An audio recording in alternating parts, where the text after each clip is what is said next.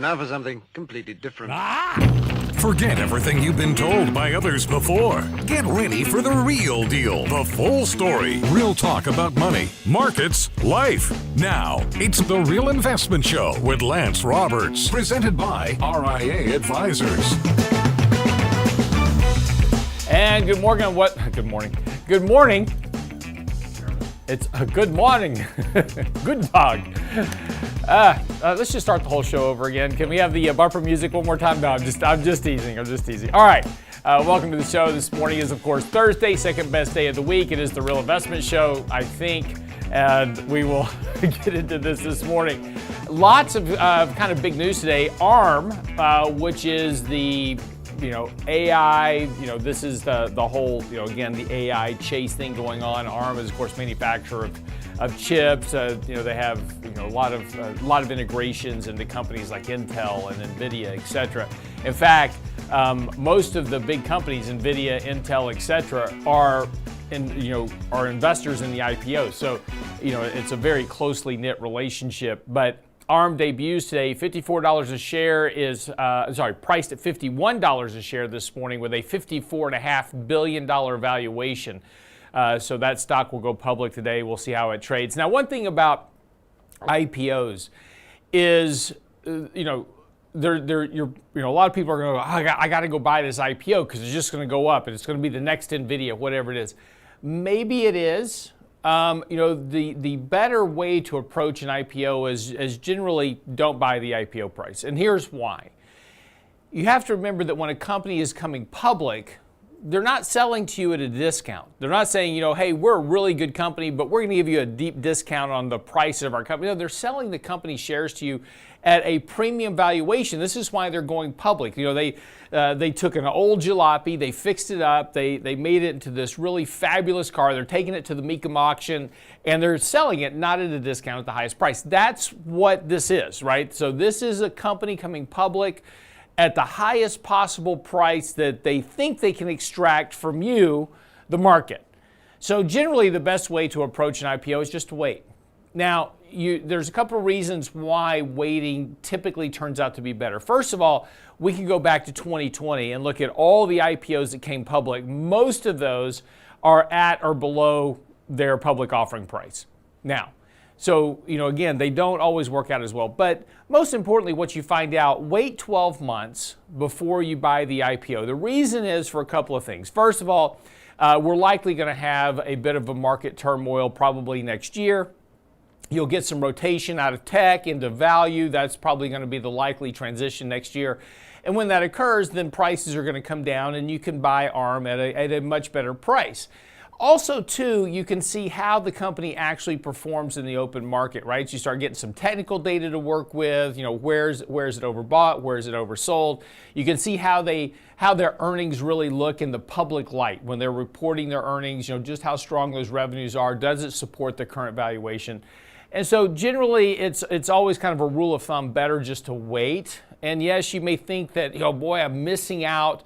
But look, if you had bought Apple back when it IPO'd, you made some good money, and then you lost most of it through the dot-com crash. And then since then, it's been a great ownership, right? And that's the same thing with Microsoft and just about every other company. Amazon, when it came public, lost almost 90% of its value before it took off again. So again, just sometimes just be a little bit patient here. There's this sense of urgency. I've got to get in. I don't want to miss the next NVIDIA. I don't want to miss the next, whatever it is. I get that, but generally you're always generally better off just to be patient and wait. Anyway, that ARM's going to come public today. That's going to be the big news, a big focus all day in the financial media. Outside of that, we also have this morning some economic data coming out. We have PPI and, of course, retail sales coming up. So, again, those are going to be kind of the next big data points. CPI out yesterday. Mike and I are going to dig into all this morning. But CPI was out yesterday, rose a bit on the back of energy prices. Not surprising. Gasoline prices were up. That feeds into the inflation equation. But, again, the core was up just a smidge. And, of course, when we look at energy, that gets excluded when we take a look at core CPI. But again, it's housing prices. It's really the homeowner's equivalent rent, which is still declining here. And it's going to continue. That lag effect of lower house prices and lower rents are still feeding into, and that is a much bigger weight than energy in the overall inflation index. But we'll get into that this morning. The bottom line of that whole report yesterday, the markets rallied off of it initially, was that this pretty much means the Fed's on hold, at least for this upcoming meeting. Again, something Mike and I will dig into a lot more in just a minute. Here's what you need to know before the bell. Volatility remains exceptionally low. In fact, as over the last couple of days, despite CPI news and all this, volatility has actually dropped back to the lowest level that we've had this year and remains extremely compressed here. We're getting on a pretty deep sell signal on a MACD basis. So again, just like a stock volatility index, we can look at the same way. It is getting fairly suppressed here in terms of the volatility range that it trades in, pretty oversold at this point. And what that suggests is that we're due for a bout of volatility. Now, what could cause that? A variety of things. Coming up, we've got the United Auto Workers strike tonight, midnight. If there's not a deal reached, the United Auto Workers will go on strike tonight. That could impact quarter four in terms of the economy because, again, you can almost bet that used car prices are going to go up overnight if they go on strike. So, there's going to be an impact potentially for quarter four, also an impact to the economy. If that starts to reduce earnings estimates, well, that's going to start to feed into lower stock prices, higher volatility. What else do we have coming up right around the corner? Another government shutdown, right? Coming up in October, going to be facing another government shutdown.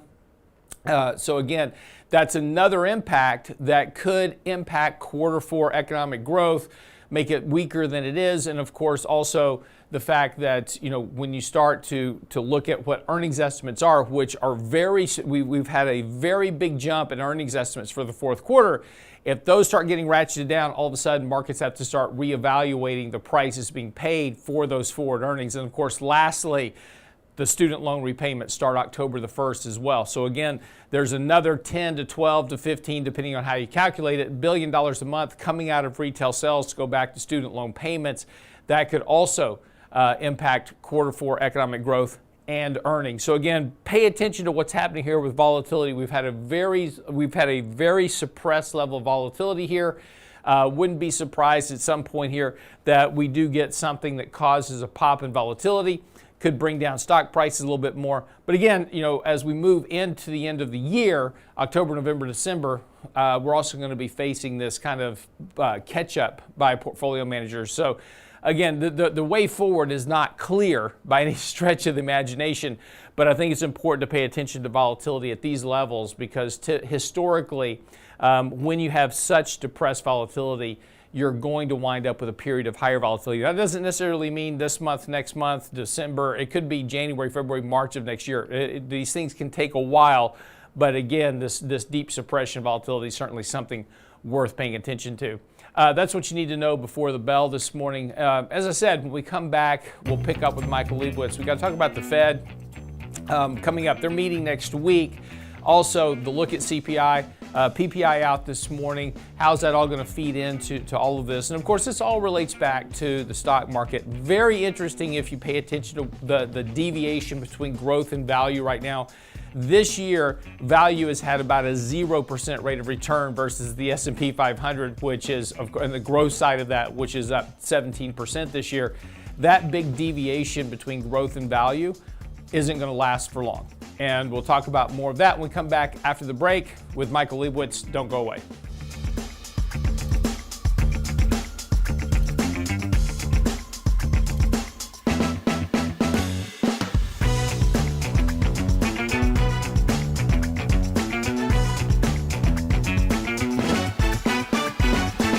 Get daily investment news you can use, delivered at the speed of the internet at realinvestmentadvice.com.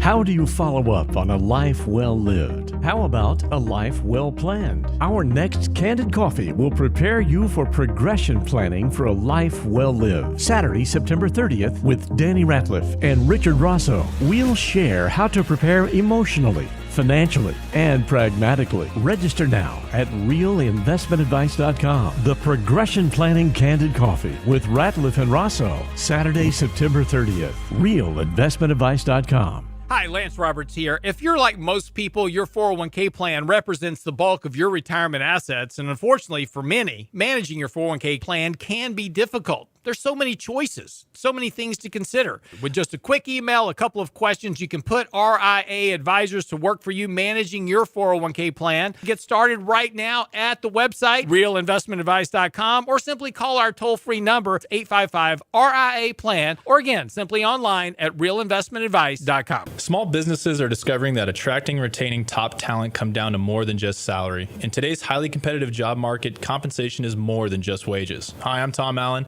RIA Advisors Retirement Plan Consultant. Healthcare and retirement plans can make the difference in hiring and retaining the best employees. We can show you how to build an affordable, effective employment package that delivers true value for your workers and your business. Call me toll-free at 855-RIA-PLAN or online at realinvestmentadvice.com. And now, another page from the Real Investment Advisors Investing Manifesto. Bulls win in bull markets. Bears win in bear markets. Eagles soar above and take advantage of opportunity. Let us help you soar as you reach your financial goals with RIA Advisors. Neither bull nor bear. RIA Advisors, 281-501-1791 or online at realinvestmentadvice.com. The Real Investment Show.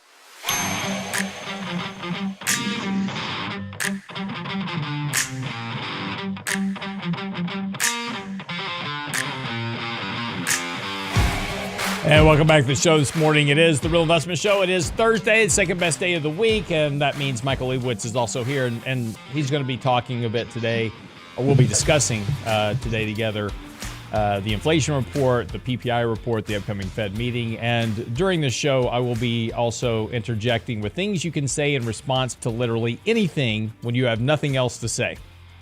So... It's a great list. It's a great list of statements. So we'll be using some of those this morning. All right, Mike. So again, yesterday the very much anticipated CPI report. Lots of angst and hand wringing over the last couple of weeks because oil prices have risen here a bit. We're about $89 a barrel this morning. Again, every time oil prices go up, there's always this big debate within the overall markets. But we got the CPI report. It was a little bit higher, but kind of right in line with estimates for the most part, 0.6% increase in CPI. Again, looking at these year-over-year comparisons, part of that was driven by gasoline and energy prices, really, which made up the most of the increase. What was your initial kind of takeaway? Yeah. So the first thing I always look at is how was it versus estimates? And what that tells you is it a surprise or is it not? And yesterday, it was more or less right in line with estimates. And I think more importantly, the headline number, so that's the big CPI number, was plus 0.6 for the month. So people look at that and said, wow, 0.6 for the month. If you annualize that, it's 7.2%. Mm-hmm. That's a lot of inflation. But again, it's 1 month. And when you look at the core number, it was in line with expectations and continues to fall on a year-over-year basis. So what's core versus what's headline? Headline is everything. Core excludes food and energy. And I know you're thinking, well, that's what I spend all my money on. Why would you take that out of the inflation data? And the Fed's rationale to present it both ways, and keep in mind the Fed prefers core, and there is some reason to it. It's because food and energy prices are volatile. And a lot of times they move for non-economic, non-Fed reasons. So OPEC right now is cutting production. There's nothing the Fed can do about that. So should they change policy based on that? If there's droughts in the Midwest, food prices can go up a lot. Again, the Fed can't do anything about droughts. So the Fed likes to look at core because they feel it's within their realm of how monetary policy can affect inflation. But Lance, you brought up the biggest part. Energy prices for the month were up about 10%. Mm-hmm. Fuel, gasoline, we're all up over 10%. and the energy component was up over 5.5%. Now, the other half of it is electricity and utility type fuels, housing, heat, category. Home oil, heating oil. As we're going into winter, is going to be a big issue. Of course, right. We had very hot temperatures in Texas, so we had electricity costs were going up, in Texas. But again, to your point, and the reason the Fed strips these out is because these are just very volatile. Yeah, they're up right now, but in the course of the next couple of months, energy prices will come down again as we get into winter months. And if we have an economic slowdown and demand drops, which is likely going to be the case, then those commodity-based prices will fall more. So one of the other reasons, you're right, one of the reasons the Fed strips this out is because it's beyond their control, but they're also just very volatile. So if I change policy every time energy prices jumped up or went down, my policy would be all over the place. Right. I'm looking at the gasoline prices, just looking at the last 6-7 months, plus 1%, down 4.6, plus 3, down 5.6, plus 1, flat, plus 10. Yeah. So how do you do that? That unlike all the other prices, it's 10, 15, 20 times more volatile, and it's up and down. And year over year energy prices are still down. So if you strip out energy, the number was about 0.3. Now, there's another, what I think is a much bigger problem, and that's shelter prices. And shelter is basically, it's about 40% of CPI, and there's basically two numbers that go into it. It's rents, so these are actual rents that people pay, and then there's imputed rents, where they try to figure out what rent should be based on housing prices. And the problem I have with those, if you look at any measure of rent in the real world, Zillow, apartmentrent.com, there's a million of them. They're all flat to negative. They've all stabilized. Their annual growth is zero, and in some cases negative. But the number yesterday was 0.3. So that means their version of rent is still running at plus 3.6% if you annualize it. Right, but real quick, and that's a great point, but we also have to remember that when you look at homeowners equivalent rent, and the stuff that you're looking at is like Zillow and those stuff, that's more real-time data. The homeowners equivalent rent component is probably running a 3 to a 6 month lag within the Fed's measures, right? Yeah, and that's the point, that we're looking at numbers that are probably from March, maybe April, whereas we know that number is probably zero. So half the, again, you can then take off another tenth or two from that 0.6. And if you take off a 0.3 for energy, you're down to 0.1, maybe being conservative, 0.2% inflation, which is 2.4% if you annualize it. And I would argue we're under 2.5% if you kind of just use real shelter prices and strip out the energy volatility. Right, and this is important too, because again, there was been a whole lot of hand wringing over the last couple of weeks. I can't tell you how many emails I got because of podcasts that people saw or whatever. It's like, oh, energy prices are up. That means inflation's about to shoot through the roof again. You got to be really careful with that because as again, when we talk about energy and when we talk about energy in the inflation index, it makes up about 7% of the total. But gasoline and actual oil prices make up about 3%. The rest of it's things like heating oil, electricity, the stuff you use in your household, those type of things, natural gas. That's all fed in there, and that makes up about 7% of the overall index. Homeowners equivalent rent is over a third of the index. So if energy goes up, by $1, it's only a 7-cent impact into the calculation of inflation, but homeowners equivalent rent is over a third of that calculation. So if that is flat to zero, energy can go up a whole lot and inflation is still going to come down. Right. And what the other thing I saw yesterday is, I think it's easy to pick on us. Well, we're bond bulls, so we're trying to downplay the inflation report. Well, just look at what the markets did. Bond yields fell yesterday. Stocks rose yesterday. Yeah. They see the same thing that we saw. They looked right through the numbers. They saw why it was up. The BLS puts out a table. It's not hard to digest this number within a few minutes and understand what drove it. So based on the markets, it's an anomaly. We shouldn't expect a surge in inflation because energy prices, like you said, are going up. Right now, crude's at $90. If it stays at 90, that's a very high number. If gasoline at the pump near you is around 4, probably 5 on the West Coast, and what is it, $2.50 by you, Lance? Oh, it's almost free here. They just almost give it away at the pump, because we're just swimming in oil in Texas. So right. They're like, we can't get rid of this stuff. Just take it and take it out. No, it's still running probably north of $3.50 a gallon right now. Right. Yeah. Right. But whatever it is, gasoline's between $3.50 and I think it's even $6 in California. Yeah. And crude oil's $90. If it stays at these levels, those are very high levels. But if it stays at this level next month, that's 0% monthly inflation.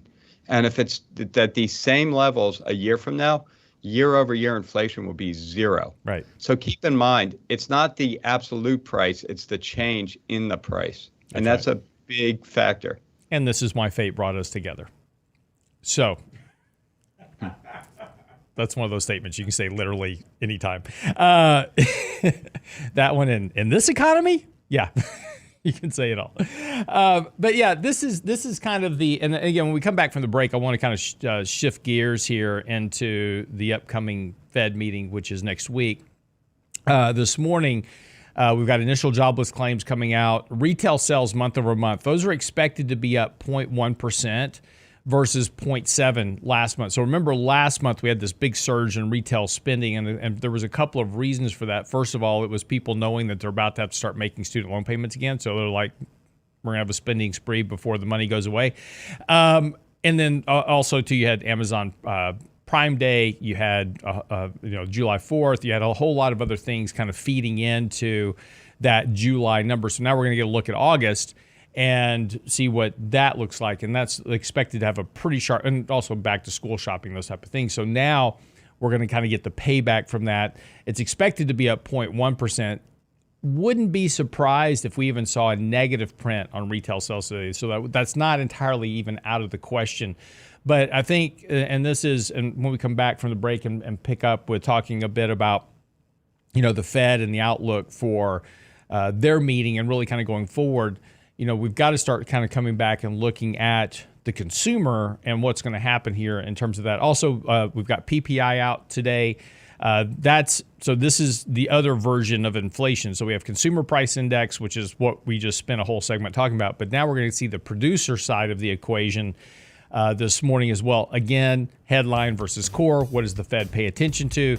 But that's expected to be up 0.4 versus 0.3 previously. So we'll get a look at that this morning as well. So, all right, be right back after the break. We'll loop back in on the Fed. Their meeting coming up next week. It's a 2-day meeting to set policy. Will they hike rates? Won't they hike rates? What's the outlook for the rate? Kind of rate hikes from here. Are they done? We'll get into all that more with Michael Leibowitz right after the break.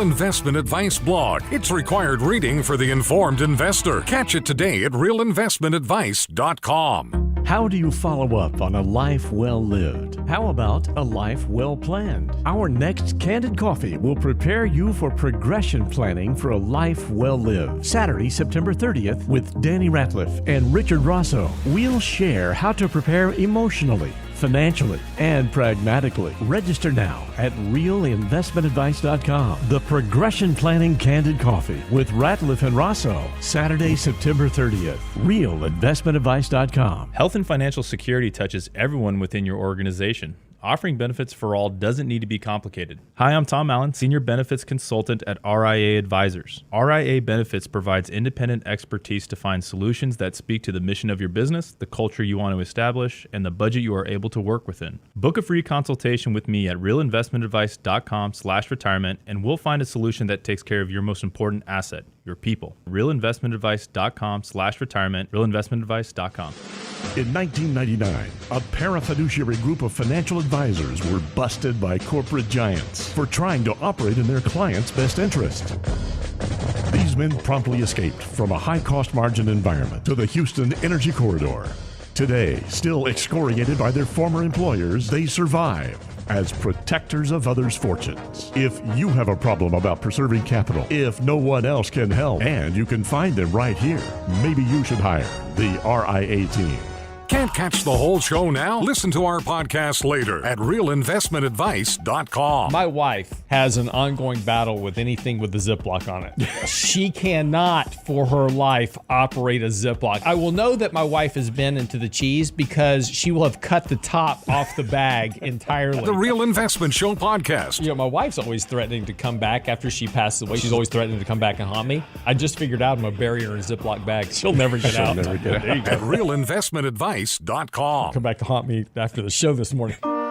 And now, another page from the Real Investment Advisors Investing Manifesto. Manage risk and volatility rather than trying to manage gains. You don't have to be right all the time. Long-term investing success is a 70% gain. Let us help you reach your financial goals with RIA Advisors. Neither bull nor bear. RIA Advisors, 281-501-1791 or online at realinvestmentadvice.com. Real Investment Show podcasts are now available from Stitcher Smart Radio at Stitcher.com. Hi, Lance Roberts here. If you're like most people, your 401k plan represents the bulk of your retirement assets. And unfortunately for many, managing your 401k plan can be difficult. There's so many choices, so many things to consider. With just a quick email, a couple of questions, you can put RIA Advisors to work for you managing your 401k plan. It's a quick and easy application. Just simply click Ask a Question at realinvestmentadvice.com or give us a call at 855-RIA-PLAN. That's realinvestmentadvice.com. The Real Investment Show YouTube channel has all our videos ready for your easy access. Now with the new and improved Before the Bell reports, plus each day's radio shows. Subscribe and bookmark our YouTube channel at realinvestmentadvice.com. You're listening to The Real Investment Show.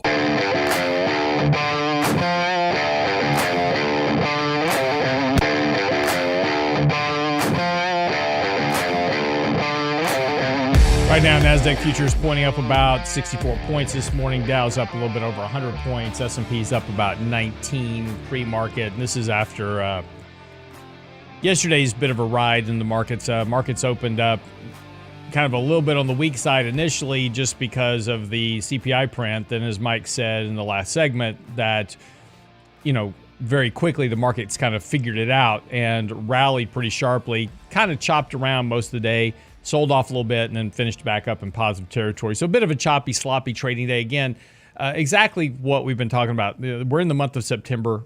We've probably got a couple more weeks of this sloppy kind of market trading action, and then we'll get into October, November, December. So that's where you're going to get $5 billion a day in stock buybacks through the end of the year. So again, that's one of the things to keep a watch on. So having said that, again, we have PPI out in about an hour. That'll be coming out. Like I said, PPI is going to expect to come in at 0.4% expected, 0.3 previously. The core PPI coming in at 0.2. So again, pretty much in line with kind of this idea of running at about 2% economic growth and 2% inflation over the next couple of years, which is what the Fed's target is. But again, this is all going to feed. These are going to be the last prints that and retail sales today also. But these will be the last prints that the Fed sees in regards to employment and inflation before their meeting next week. And of course, they already have this information, so they're already processing it. But this will be the last data points they have going into their meeting. And of course, if they are going to remain data dependent, the question is does the Fed hike rates at the next meeting? And more importantly, are they done hiking rates at this point? I mean, this is what the market's been kind of hoping for every, single meeting. We go from one meeting to the next. Is this the meeting the Fed's going to stop hiking rates? And then it's not. And then we go to the next meeting. But we are getting to the point to where we are very close to them no longer hiking rates. Now, is it this meeting? Is it next meeting? Is the meeting after that? I don't know. But we are getting to the point that they will stop hiking rates sooner rather than later. Mike, what's your initial takeaway here? I agree 100%, but I don't think they're ever going to tell us they're going to stop hiking rates. Yeah, I think they're going to keep that stick over the market, because as soon as they make a statement like that, stocks rally, and then you get the stock effect, right? The market will immediately assume that cutting rates is next, and you get a rally. And I don't think they really want to see a big rally, which fuels inflation and promotes economic growth, which is good, but it fuels inflation. One of the things that we haven't talked about yet is the NFIB report, which is a small business survey. And small businesses are a very important part of our economy. They account for, 50% of employment, if not more, Lance? Yeah, a little bit more. Right. So we've been talking a lot about employment. And the labor market is always kind of the last big economic sector to turn before you get a recession. So it's really hard to predict recession timing down to the week and month, because as employment turns, that's usually when the recession starts. So you have to look at other indicators besides the monthly BLS report. One of them is jobless claims, which we talk about, and that has shown little to no signs that there's really any problems in the labor market. The NFIB report has a labor section in it, and that's something that's worth following, given that roughly half employees work for small businesses. Mm-hmm. And yesterday's report had a few things that are not concerning but telling. So for one, unfilled job openings have been declining now for almost a year. They peaked at a very high level, well above any point where they were in the last almost 50 years. But they've now fallen back, and they're virtually at the level where we were right before the pandemic started. So that's telling you that all the job openings are starting to get filled. Companies are getting more comfortable with their staffing levels. And there is a high correlation between job openings, both the NFIB and the JOLTS report, and the unemployment rate. So it's still at a high level, but it's been falling. And typically when that falls, the unemployment rate rises. So that's just one thing to keep in mind. The other big, I think a little more telling, was job creation plans is now sitting at like a 7 or 8 year low. Mm-hmm. So the kind of takeaway from both of those statistics is that companies have largely filled their hiring needs. They were running with less employees than they wanted. They filled those needs, but they're not going out to hire anymore. Again, small businesses. Right. So a lot of the growth in payrolls may be ending as companies have kind of met their needs, but they're not expanding. They don't need more employees. The other interesting thing, and this kind of gets more to profit margins and productivity, is that the costs are still a concern, but one of the other big concerns for these companies is that labor quality for a quarter of the firms was the number one problem. And about 10% of them say that labor costs are their biggest problems. Now, 25% and 10% don't seem like big numbers, but for those two categories, those are the highest they've ever been. So some companies are worried about costs, and they're not happy with the quality of labor. That's a labor productivity problem which eats into margins. And we've seen that in the broad national labor productivity numbers as well. So again, the NFIB report is not pointing to an unemployment rate shooting higher, but it is telling you that the labor market is very much stabilizing and getting back to a more normal functioning, which, again, it doesn't say there's a recession coming, but I think what it does say is that wages should be calming down now.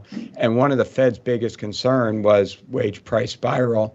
So, excuse me, that may be the whole wage pressures on prices should be coming to an end if what the NFIB is saying is happening throughout the economy. Right. And again, this all goes back to, the shuttering of the economy back in 2020. And again, and we just had this chart in our report last week, this past week, showing full-time employment relative to the working age population, which has only returned back to where it was pre-pandemic. So again, when you shutter the economy, none of what happened should have been a surprise to anybody. When you shutter the economy and you tell everybody to go home, and then you reopen the economy and you're trying to hire people back, people are going, well, I got 16 job offers, so you're going to have to pay me more than the other 15 job offers I've got to come back to work for you, because everybody was scrambling to hire people back as we reopen the economy. So now all we've done is just replace the full-time labor force back to where it was in 2019. And actually full-time employment has actually, as a percentage of the working age population, has actually declined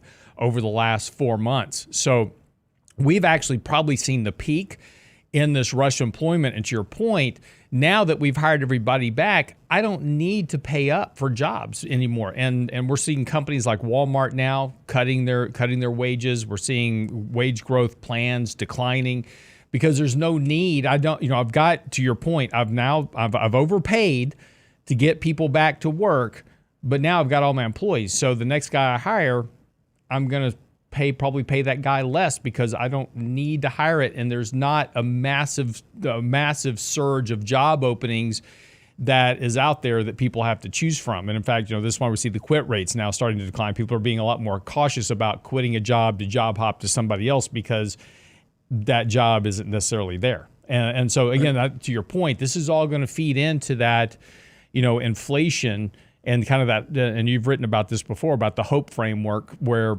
employment is one of the key factors of that hope framework for the economy. But I think we've seen the peak in that activity, and we're going to start seeing this kind of downward pressure now, particularly as the economy slows going into next year. Right. And, I think one of the reasons employment is so important is because it's confidence.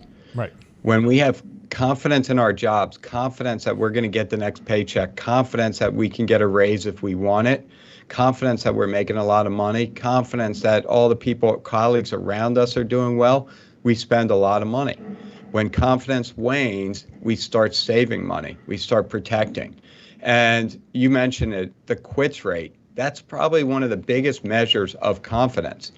Quits rate measures people that have quit their jobs in search of other jobs.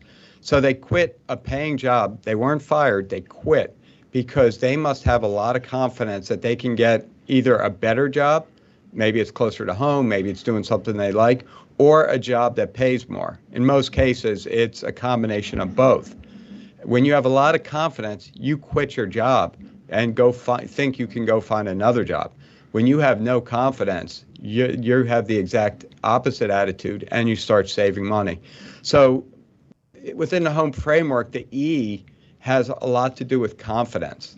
And it's not even necessarily your job that's confidence. It's the guy sitting next to you, the woman sitting to your right. If they get fired, you're like, well, I could be next. Or, those people didn't get raises. That's probably me. I better start saving money, spending less. And that's where confidence plays a key role. And that's where consumer confidence and the University of Michigan Consumer Sentiment Surveys also help us try to understand what potentially will happen with the economy based on consumer attitudes. All right, that wraps up the segment. We'll be right back, and we'll talk a little bit about the markets, money, and kind of where we go to next as we get ready, to move into the latter half of September and setting up for the seasonally strong period going into the year. That's next on The Real Investment Show.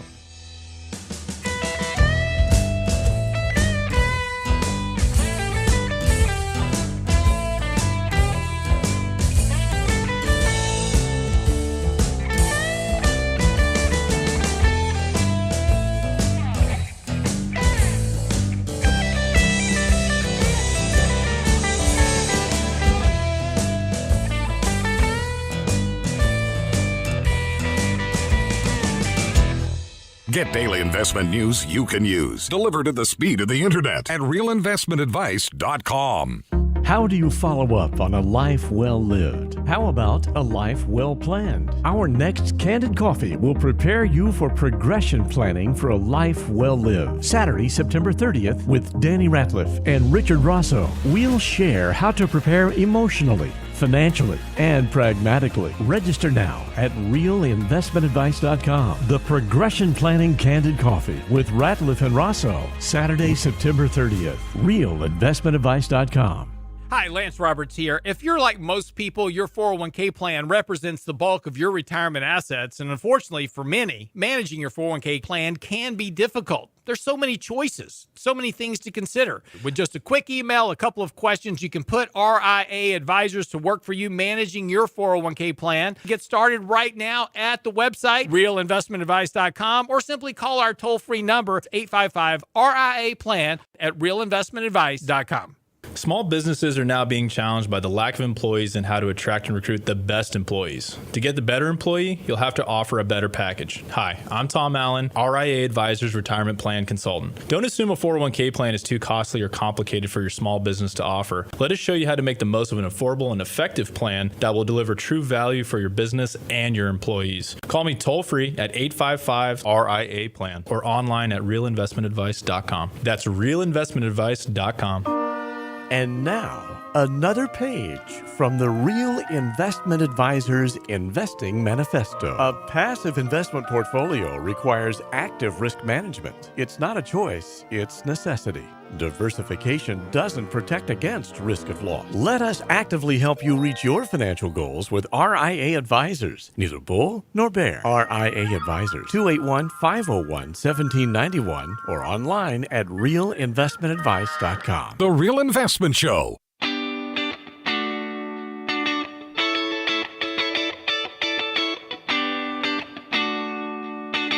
So, Brent, you've met my wife, right? Yes, Christina, Yeah. lovely woman. Lovely woman. You know, she's 5'4", intimidating, long blonde hair. Oh, she's a pistol. Yeah, she is. So I was fired up yesterday over something one of my kids did, and you know, my daughter got a ticket in Sealy for driving too fast. So I'm all fired up over this. Sealy, Texas. She was on her way to college, just going too fast. Anyway, I'm all fired up because I get this letter from the city of Sealy, you know, for the court date and all this stuff in it for the traffic ticket. So I come in the house. I was out in my office working, and my wife was in the kitchen. Now, it is very common in my household because my wife has ADD, so she's constantly having to do something, right? So it's very normal for us to have a full-blown, even an argument, right? And she'll be like washing dishes and doing other stuff. So it's I'm completely used to you know, her not looking at me when we're having a conversation. She's multitasking. She's always multitasking. So I come in, I'm all fired up over this because she apparently let my daughter get away with this. And so, but you know, look, I don't yell, I don't raise my voice. I state my case very calmly. I use facts, I use figures. I am very precise about what I say. And she didn't respond. She just kept doing it. I was like, I won this argument. And then she reached up underneath her hair and she pulled out her earbud and she says, "Yes, dear, did you say something to me?" And I was like, "Yeah, I asked you what was for dinner."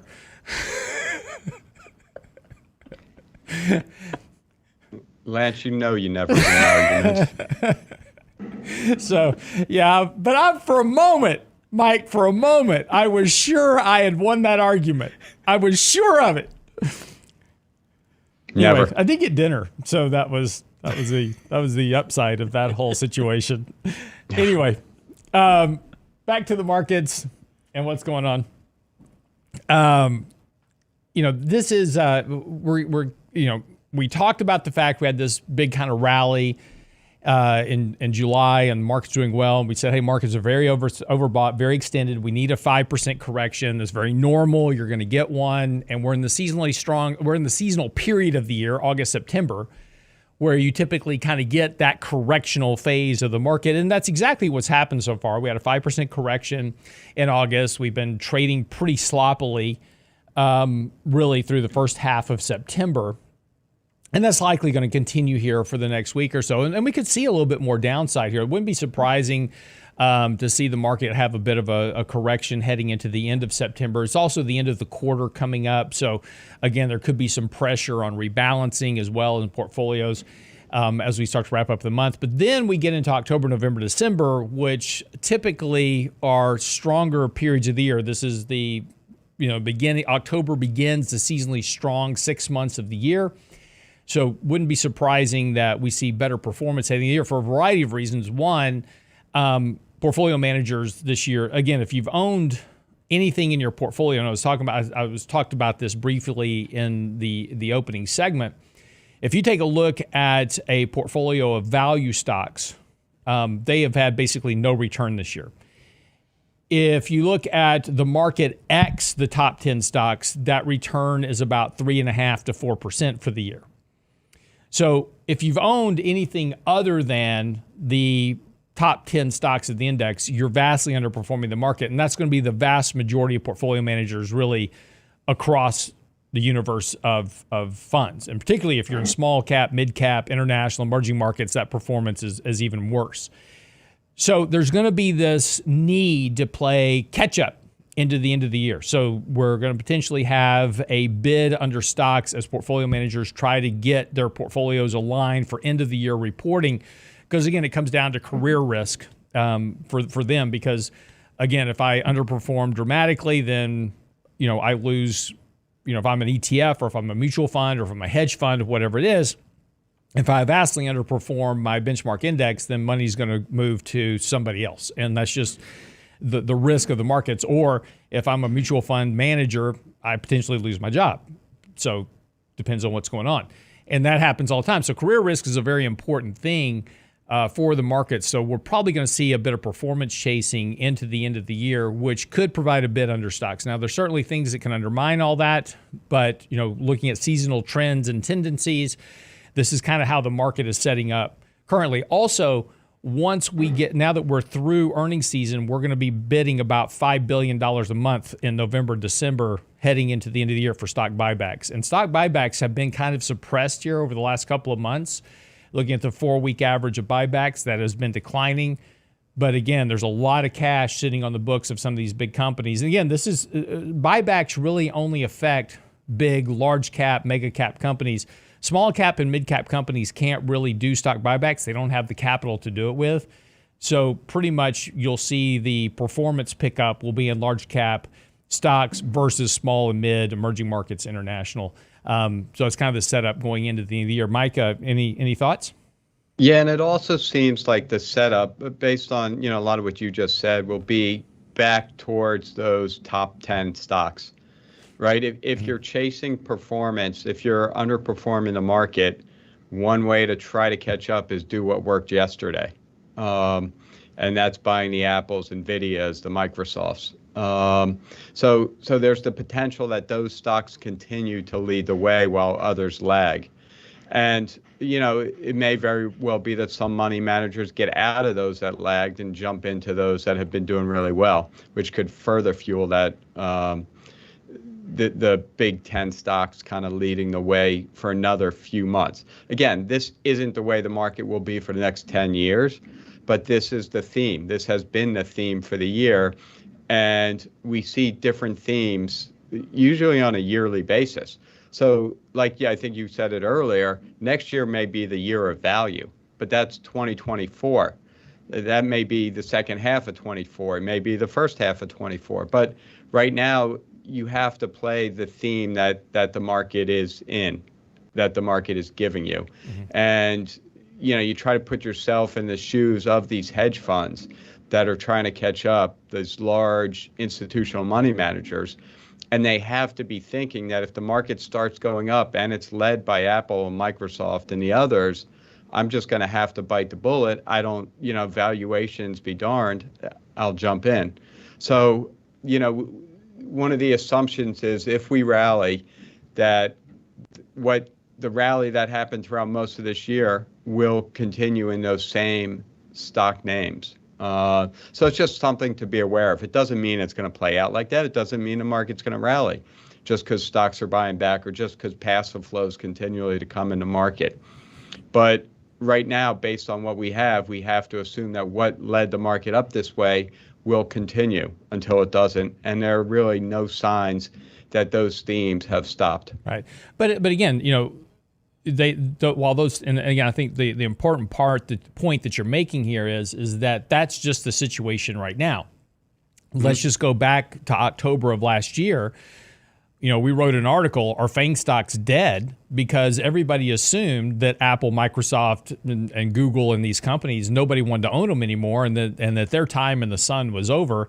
And energy stocks were up 60% that year. So, in just a year, we went from the most hated stocks to now this is the only set of stocks that people want to own. That doesn't mean that next year we're not going to see a rotation out of these stocks into deeply discounted value stocks under a weaker economic growth scenario or even a potential recession that detracts from their ability to generate earnings growth. So again, this is something we're talking about over the next 3 months.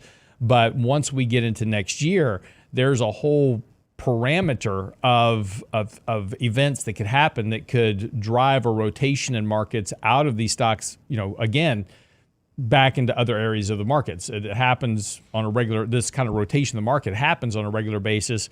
And there's a really good chart that Callan puts out every year. It looks like a periodic table of the elements. And they look at performance of small cap, mid cap, large cap, bonds, emerging markets, international, and they rank them from top to bottom by their performance in each given year. And what you see is that whatever tends to perform the best in 1 year, maybe 2 years in a row maximum, typically is the worst performer after that. And whatever was the worst performer previously is now the best performer, because it's just the way markets are going to deal. And this is always the problem when people tell you, I'm buying, commodities because of A, B, or C. And so I'm 100% invested in commodities because that's what's working right now.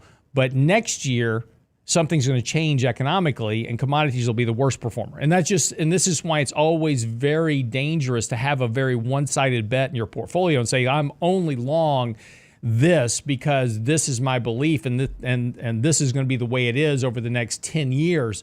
That's never the case. And so it's important to understand, first of all, diversification is a very important part of your portfolio, but it's also important not to make very outsized one-sided bets on one event to occur without a very strong fundamental underlying premise about why that is potentially the case. And again, there's things you can see coming, right? Like for instance, we know rates are going lower.